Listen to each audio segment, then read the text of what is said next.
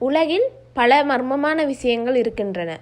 பல இடங்களில் எலியன்கள் குறித்தும் பல இடங்களில் பேய்கள் குறித்தும் பல தீர்க்க முடியாத மர்மங்கள் இருக்கின்றது. அப்படியான ஒரு மர்மம் நிறைந்த பகுதிதான் இந்தியாவில் இருக்கின்ற மியான்மர் என்னும் ஏரி. இந்த ஏரியின் பெயர் நவங் ஜங். இந்த ஏரியை சிலர் சென்றால் திரும்பி வர முடியாத ஏரி என்று கூறுகின்றனர். அருணாச்சல பிரதேச மாநிலத்தில் உள்ள இந்தியா மியான்மர் எல்லை பகுதியில் இந்த ஏரி இருக்கின்றது. 2ஆம் உலகப் போரின் போது இந்த ஏரியின் மீது பறந்த விமானி இதை தரை என நினைத்து இங்கே விமானத்தை தரையிறக்க முடிவு செய்துள்ளார். ஆனால் இது ஏரி என்பதால் இந்த ஏரிக்குள் புகுந்த விமானம் அந்த விமானியுடன் காணாமலே போய்விட்டது. இது குறித்து இன்னும் வரை எந்த தகவலும் தடயங்களும் கிடைக்கவில்லை. ஏன் இந்த ஏரிக்குள் சென்று யாரும் பார்க்கவில்லை என நீங்கள் நினைக்கலாம். அங்குதான் ட்விஸ்டே இருக்கிறது. இந்த ஏரிக்குள் சென்ற யாரும் திரும்பியதே இல்லையாம். அதனால்தான் இந்த ஏரிக்கு திரும்பி வர முடியாத ஏரி என்ற பெயர் இருக்கிறது. இதே போல வேறொரு நிகழ்வும் இருக்கிறது. ஜப்பான் நாட்டு இராணுவ வீரர்கள் சிலர் போர் முடிந்ததும் நாட்டிற்கு திரும்ப செல்லும் போது இந்த ஏரியின் வழியாக கடந்து சென்றுள்ளார்கள்.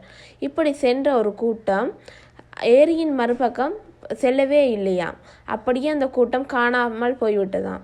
சிலர் அவர்கள் மலேரியா வந்து இறந்ததாகவும் சிலர் அந்த ஏரியில் காணாமல் போனதாகவும் சொல்கிறார்கள். உண்மை யாருக்கும் இதுவரை தெரியாது. இதே போல சென்றவர்கள் திரும்ப வராமல் போவதற்கு காரணமும் இருக்கிறது.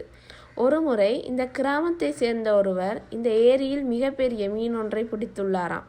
அதை வெட்டி அவர் அந்த ஊருக்கே விருந்து வைத்துள்ளார். ஆனால் அந்த விருந்திற்கு ஒரே ஒரு பாட்டியையும் பேத்தியையும் மட்டும் அவர் அழைக்காமல் இருந்துள்ளாராம். இதனால் அந்த பாட்டி கோபப்பட்டு இதை கேட்டுள்ளார். பாட்டியின் கோபத்தை பார்த்து கோபமடைந்த கிராம மக்கள் அந்த பாட்டியையும் பேத்தியையும் ஊரை விட்டு ஒதுக்கி வைத்தார்களாம். அதனால் அவமானமடைந்த பாட்டியும் பேத்தியும் குளத்தில் குதித்து தற்கொலை செய்ததாக கூறப்படுகிறது. அவர்கள் தற்கொலை செய்த மறுநாள் அந்த ஏரிக்குள் ஒட்டுமொத்த கிராமமுமே மூழ்கியது. அங்கிருந்த மக்கள் எல்லோரும் இறந்து விட்டார்கள். அன்று முதல் அந்த ஏரிக்கு யார் சென்றாலும் அவர்கள் திரும்பி வந்ததே இல்லை.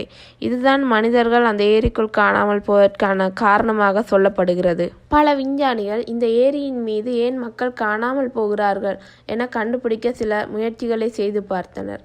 ஆனால் இன்று வரை அதற்கான காரணம் எதுவும் கண்டுபிடிக்கவில்லை. அதனால் இன்று வரை அந்த ஏரி மர்மமான ஏரியாகவே இருக்கிறது. இது குறித்து உங்கள் கருத்துக்களை கமெண்ட் பண்ணுங்க.